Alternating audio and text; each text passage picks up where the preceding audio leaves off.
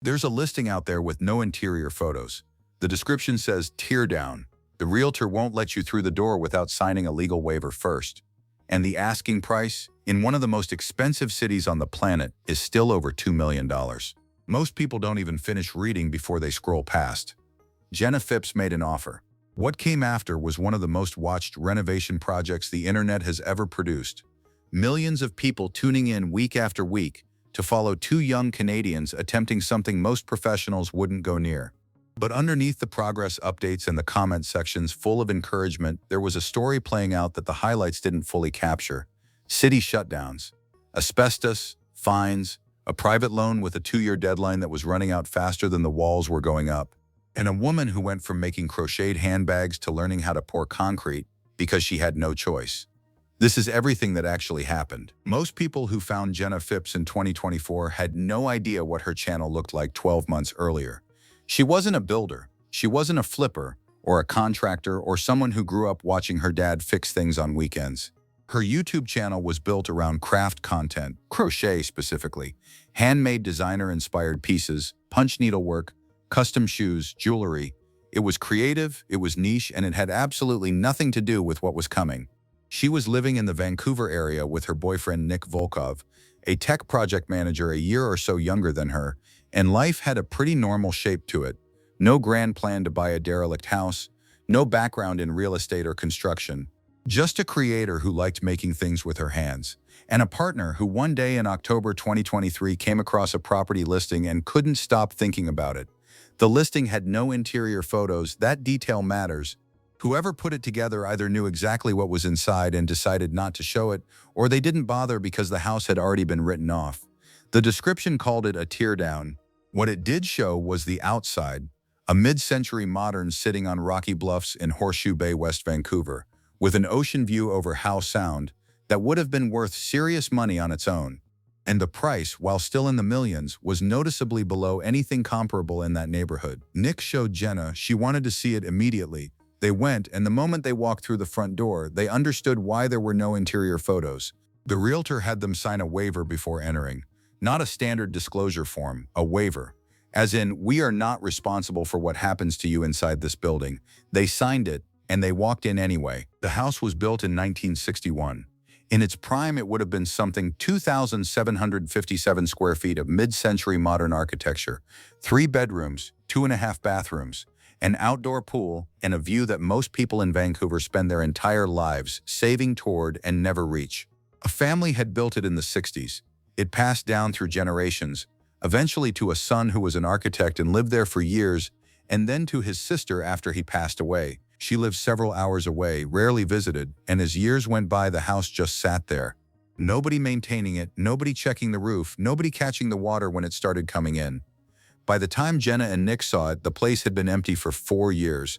There were holes in the roof, mold growing through the walls, moisture damage in the ceilings from years of leaks that had gone unaddressed. The structural integrity of the whole thing was genuinely unknown. They had no idea yet how bad it was underneath the surface. Their own realtor had already classified it as a teardown and advised them accordingly.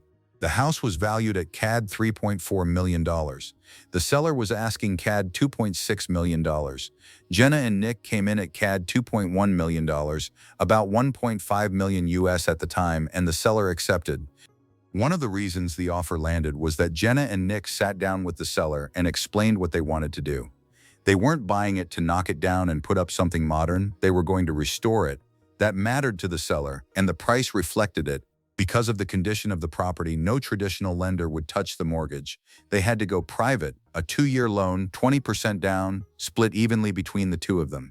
Nick would cover the loan repayments. Jenna would cover the renovation costs. That was the arrangement. Clean, simple, and sitting on top of a deadline that gave them roughly 2 years to make the house livable enough to refinance into a conventional mortgage before the private loan came due. What nobody said out loud at that point was what happens if the renovation runs over. What happens if the city doesn't cooperate, or the structure turns out to be worse than the engineer thought, or something in the wall stops everything for months? Those questions didn't have answers yet. For now, they had a house. And what was in that house, under all the damage and the mold and the years of neglect, was something neither of them had been expecting. On January 31st, 2024, Jenna posted the first video in what would become the Abandoned Home series. No massive production, no dramatic music over a polished reveal, just Jenna walking through the house, showing the state it was actually in, and explaining what they were planning to do about it. The video got 25.8 million views, over 3.3 million likes, 20,000 comments. People who had never watched a renovation video in their lives finding themselves genuinely invested in this specific house and these specific two people. Within weeks, Jenna had gone from being a craft creator with a dedicated niche audience to one of the most watched channels on the platform. The reason it hit the way it did isn't complicated in hindsight. This wasn't polished. There was no host standing in front of a finished kitchen at the end of the episode. There was no crew, no expert guidance, no safety net. It was two people who openly didn't know what they were doing, standing inside a house that shouldn't still be upright, trying to work out how to fix it using YouTube tutorials and questions asked to their engineer. Jenna had no construction experience at all. Nick had a small amount. The learning curve wasn't a curve, it was a wall, and the audience could feel every inch of it. Inside the house, even in that first walkthrough, they found things that made the whole project feel different. The original furniture was still there. Old photographs hung on the walls showing what the place had looked like back when someone was actually living in it, and a record player, wired to speakers that had been run throughout every room in the house so that wherever you were inside it you could hear the music. Whoever had lived there last had genuinely loved the place. Nick talked about it directly. Imagine living somewhere where you could play music from one record player and it would reach every corner of the house. For both of them, that detail turned the project from an investment into something more personal. This house had been somebody's life. They wanted to give it another one. What came next, though, was about to test how badly they actually wanted that. The first months were demolition. Clearing furniture, stripping drywall, pulling insulation, testing every surface for asbestos. That last part was not a small thing. The house was built in the early 60s, which is exactly the era when asbestos was standard in residential construction, and testing every inch of a 2,757 square foot structure before you can safely tear into it is a slow, expensive, methodical process. They did it themselves, with full-face gas masks, because that was what they could afford. Professional remediation teams charged significantly for the privilege, and Jenna and Nick were trying to hold renovation costs under CAD $300,000 across the whole project. They bought the masks and got to work. Once the drywall and insulation were gone, the real picture emerged. It wasn't until they could see the bones of the house that they understood what they were actually dealing with. The structural conditions that the listing description had glossed over, the water damage that went deeper than it had looked on the surface, the foundation work that was going to need an engineer and more time than anyone initially estimated. They tarped the roof as a temporary fix while they figured out what to do about the permanent one. They worked 6 days a week, 7:30 in the morning until 5:30 at night, and spent Sundays on content. Every week a new video. Every week the audience watching something real. Their parents came to help during some of the heavier phases. They had each other. But the scope of what this project actually required kept revealing itself in stages, and each stage was bigger than the one before it. And then in May 2024, the city stepped in. On May 17, 2024, the District of West Vancouver issued a stop work order on the property. Jenna posted about it directly the way she had been posting about everything. "We have severe bad news," she told her subscribers. Nick was next to her. "Probably the worst news to date," he said. The issue was permits. In February, the couple had applied to the district for the construction permits they needed to keep working. They heard nothing for 3 months. In the meantime, they had been doing what they thought was safe, clearing furniture, stripping drywall, handling landscaping, work that didn't touch the structural frame of the house. They had been careful about it, or at least they thought they had. "We'd just been doing stuff that does not affect the structure," Jenna said. The problem was that the line between what required a permit and what didn't had never been made clear to them by the city. Nobody told them what they were allowed to do. Nobody told them what they weren't. And 3 months of silence from the district while their 2-year loan clock kept ticking had forced them to keep moving or fall behind. The city didn't see it that way. The stop work order halted everything. Then, 6 days later, the district issued an emergency partial permit specifically to allow removal of part of the roof, because the structural assessment from their engineer confirmed the roof was dangerous enough to qualify as an emergency. That was the one carve-out. Everything else stayed frozen. "We've been going back and forth for like 3 months with the city," Jenna said in the video. The frustration was audible. This wasn't a couple cutting corners for convenience. They had filed, they had waited, they had tried to stay within the lines of a system that hadn't communicated those lines to them. The private loan had a hard deadline, and every week of delay was a week they couldn't get back. They eventually got the full permit, but the city wasn't finished with them yet. Months later, an official watched one of their YouTube videos and used it to issue a fine for work shown in the footage.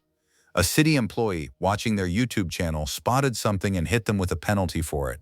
Jenna posted about that too, because at this point she was posting about everything, and the audience response to the city storyline had been enormous. People were furious on their behalf. The comment sections read like a support group. Through all of it, the fines, the permit delays, the months of legal limbo, they kept working whenever they were allowed to, and the 2-year loan deadline kept getting closer. Something worth understanding about Jenna Phipps that gets lost in the renovation content is how the whole thing was actually being funded. The property was CAD $1 million on a private 2-year loan. The renovation budget was capped at CAD $300,000, with Jenna personally covering every dollar of it out of her own pocket. Revenue from the channel, brand deals, whatever came in. Nick was handling the loan repayments. They were both renting a separate place to live while the house was uninhabitable, which added another ongoing monthly cost on top of everything else. By June 2025, roughly 18 months in, they had already spent over $250,000 USD on the renovation alone, not on the mortgage, just on materials, contractors for the specialist work, permits, engineer assessments, tools, and everything else the house required. That number was climbing, and it wasn't done yet. The channel, meanwhile, had grown into something that could sustain the project financially in a way that wouldn't have been possible 2 years earlier. 2 million followers on Instagram, a Facebook page approaching 1 million, the kind of audience size that attracts brand partnerships and generates real AdSense revenue. The growth and the renovation were feeding each other. The more dramatic and honest the content, the bigger the audience, the more income came in to keep the renovation moving. But the private loan deadline was still real. If the house wasn't refinanceable by the time the 2 years were up, the whole structure collapsed. The renovation had to be far enough along that a traditional lender would look at it and see a property worth backing. That meant the finish line wasn't optional. It was contractually required. In July 2025, Jenna posted a TikTok with a simple caption, 548 days of renovating our abandoned home. That number, 548, tells you everything about the scale of what this actually was. A 1.5 years of 6-day weeks, of learning to pour concrete by watching YouTube videos the morning before trying it yourself and having the drill bit break halfway through. Of standing in rooms that looked nothing like a home yet and choosing, again, to believe they eventually would. By 21 months in, Jenna was talking about finishing details. The flooring, the kitchen, the bathrooms, the things that make a house look like somewhere a person actually lives. The structural nightmare of the early phases, the roof, the foundation work, the concrete, the full rebuild of the frame, was behind them. Contractors had come in for the specialist jobs, the roof rebuild and the framing in the later stages, because some of the work had moved beyond what 2 people without formal training could safely manage alone. But the percentage of the house that Jenna and Nick built themselves with no construction background between them, learning from YouTube tutorials and questions asked to engineers and advice left in comment sections by tradespeople who watched their videos, that percentage was extraordinary. And by early 2026, the house was done. Not just livable, done. The guest bathroom finished, the bedrooms finished. The same house that a realtor had written off as a teardown, that had a stop work order nailed to it, that had cost them fines and permit fights and a 2-year loan that never stopped ticking, had been turned into what they always said it would be, their forever home. Jenna had said from the very beginning that she would never sell it. Once they had spent a year of their lives inside it, she was even more certain. I don't think there would ever be a price tag out there that I would be able to sell it for, she said. Not anytime soon, maybe not ever. There's a version of this that looks simple from the outside. Young couple buys a dramatic fixer-upper, documents it online, audience loves it, house gets fixed. That's the version the highlights tell. The actual version is harder. It's a woman with a craft channel who pivoted so completely that she spent the better part of 2 years learning a trade she had never been near before, while managing a growing media operation on Sundays, while renting a separate home, while navigating a city bureaucracy that fined her after watching her own videos, while working under a private loan deadline that had real consequences if she missed it. What makes Jenna's story stick is the same thing that made Tia Weston's stick. Not the house itself, but the honesty about the process. The stop work order video got 380,000 likes. The permit announcement got 243,000. The comment sections weren't full of people who cared about mid-century modern architecture. They were full of people who had watched someone refuse to quit when every reasonable argument for quitting had already been made. The record player matters too, by the way. That detail from the first walkthrough, music running to every room of a house that nobody had lived in for 4 years, is the kind of thing that turns a renovation series into something people actually care about. It put a human life inside the walls before a single one of those walls had been touched. It made the audience understand what they were watching wasn't just construction, it was a rescue. And it worked. So what really happened to Jenna Phipps? She bought a house nobody else wanted. She signed a waiver to walk through the front door. She found asbestos and mold and a structure that engineers weren't sure would hold. She got shut down by the city, fined from her own videos, and tried to rebuild a mid-century modern from the framing upward with no formal training, on a private loan deadline while growing one of the most watched channels in her space entirely off the back of refusing to make the project look easier than it was. 548 days. Roughly $1.5 million on the purchase. $250,000 in renovation costs and still climbing when last reported. A 2-year loan that needed to flip into a traditional mortgage before everything fell apart financially. And at the end of it, a done house. Her house. The one she said she would never sell. Jenna Phipps didn't become a renovation creator because it was a good content strategy. She became one because she bought a building that required her to become one, and then she let the audience watch every stage of that transformation in real time. That's the part most people who try to replicate this kind of content miss. The channel didn't make the project compelling. The project was compelling, and the honesty about it built the channel. The house is finished. The record player is still there,